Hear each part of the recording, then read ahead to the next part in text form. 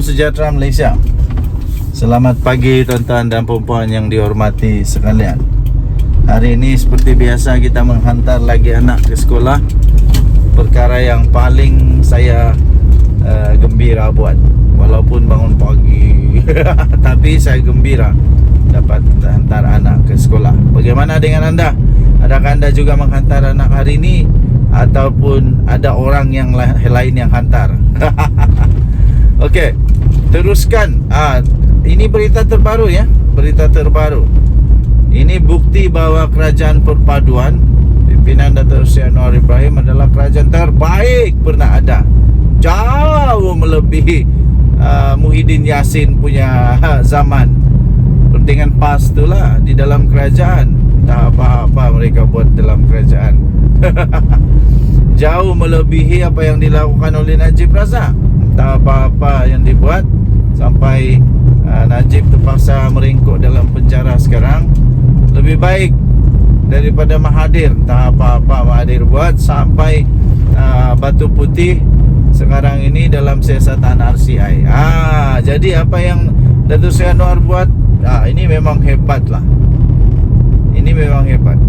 Terus terima geran tahunan. Menteri Besar Kelantan akui kerajaan persekutuan tak pernah sekat. Dikala ramailah walaun duk kata itu ini, tapi Menteri Besar Kelantan sendiri mengakui bahawa kerajaan persekutuan tak pernah sekat. Ini dia. Sejak diamanahkan untuk menggalas tugas sebagai Menteri Besar Kelantan, Datuk Seri pula, belum Datuk Seri lah, Datuk Sejak Datuk Muhammad Nasruddin Daud mengesahkan bahawa kerajaan perpaduan tidak pernah menyekat pemberian geran tahunan kepada negeri berkenaan. Beliau berkata pemberian geran tahunan daripada kerajaan persekutuan terus diterima tanpa sekatan sejak mengetuai negeri tersebut.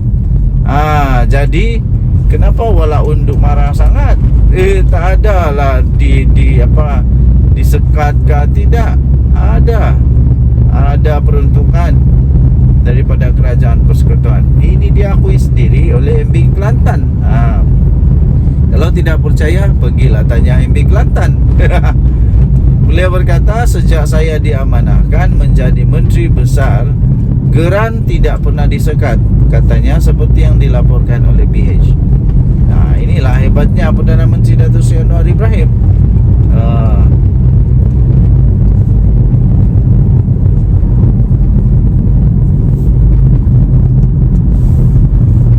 Beliau menjawab soalan itu. Soalan tambahan daripada Muhammad Syahabuddin Hashim daripada Barisan Nasional Galas pada persidangan Dewan Undangan Negeri Dun Kelantan, penggal kedua yang diadakan pada hari ini. Jadi ini bukan dicakap di kedai kopi, tapi ini dicakap di Dewan Undangan Negeri. Jadi memang betul lah, memang betul benda tu berlaku, benda tu memang betul-betul dilaksanakan.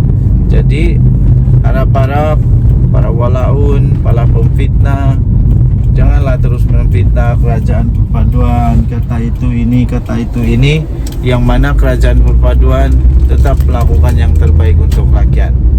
Henti-hentilah buat dosa, tak baik tau. Dengan nadi suara rakyat bergema di channel ini, jangan lupa tekan butang subscribe, like dan share. Malaysia kita punya, cintai Malaysia ku, kita jaga kita. Baik.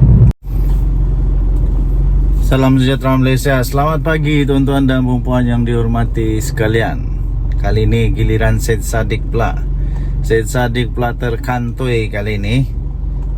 Dia cuba untuk entahlah nak kenakan ke apa, tapi dia sendiri yang kena kali ini. Selepas Syed Saddiq mendakwa kononnya muar masih belum dapat terima peruntukan, akhirnya beliau kantoi kali ini apabila Timbalan Perdana Menteri sendiri Fadilah membuat kenyataan yang pasti membuatkan ahli Parlimen Muar ini, Syed Saddiq ini, memang makin menggelupur lah. Jangan lupa Syed Saddiq ada kes mahkamah.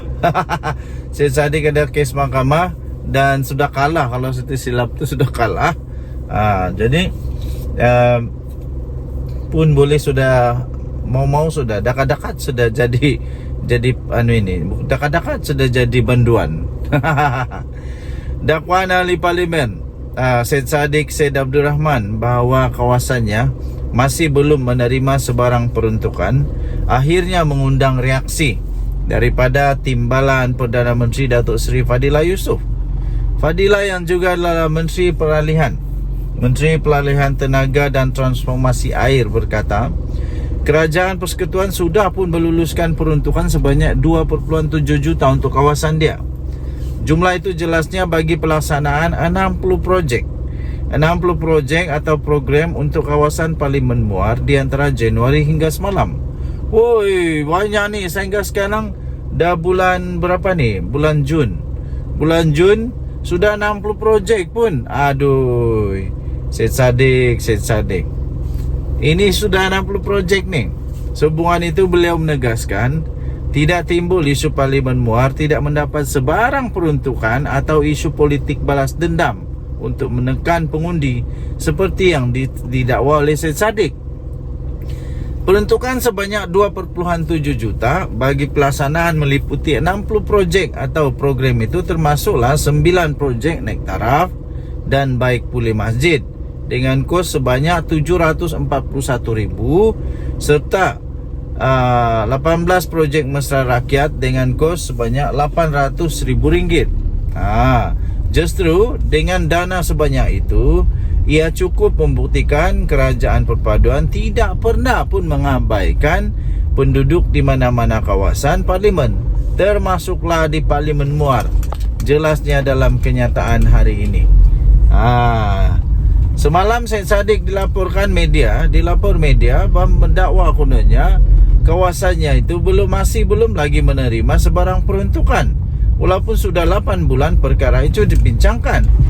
Bekas Ketua Angkatan Bunda Bersatu itu berkata semua prasyarat yang ditetapkan kerajaan sudah pun dipatuhi tanpa membuang masa kerana memikirkan kepentingan rakyat di kawasannya. Syed Saddiq juga mendakwa beliau memaklumkan bahawa turut menghantar 3 surat. Syed Saddiq kena betul lah kali ni. Syed Saddiq ni tidak buat kerja ke apa? Tidak buat kerja ke apa sampai dia tidak tahu ini. Dia tidak tahu peruntukan sudah masuk, peruntukan sudah membiayai 60 projek tau. Jadi Syed Saddiq, jangan pula Syed Saddiq tiba-tiba terfitnah kerajaan pula. Nanti bertambah-tambah masalahnya lagi. Sudahlah kena penjara, sudah nanti bertambah lagi, kena saman lagi, saman fitnah lagi teruk. Okey, jadi di samping itu Fadillah juga turun memaklumkan sebanyak 30.39 juta peruntukan sudah diluluskan di bawah program projek pembangunan Kerajaan Persekutuan Rolling Plan tahun 2024 Rancangan Malaysia ke-12 bagi kawasan Parlimen Muar. Jadi Syed Saddiq lebih baik diam-diam, bersedia saja untuk masuk penjara daripada duk bising perkara yang tak betul.